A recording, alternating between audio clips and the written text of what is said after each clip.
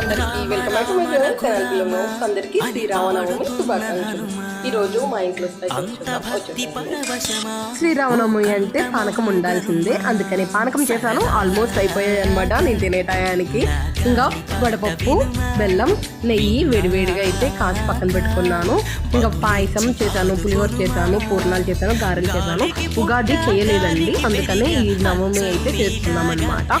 ఉగాది రోజు నార్మల్గా ఇలా పూర్ణాలు, గారెలు అన్నీ చేసుకుంటాము। నవమి రోజు ఏంటంటే పుట్టి నైవేద్యం చేసేసుకొని పానకం, వడపప్పు, కొబ్బరికాయ పెట్టుకుంటాం అనమాట।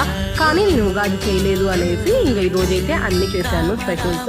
ఇంకా మా కన్నయ్యకి కూడా హాలిడేనే కాబట్టి ఇంట్లో నాతో పాటు తింటున్నాడు అనమాట। నేను ఒక పక్కనే వేసుకొని తింటుంటే ఆయన కూడా పూర్ణంలో నెయ్యి వేసుకొని తింటున్నాడు అనమాట। ఇంకా అదే చెప్తున్నాడు బాగుంది అనేది।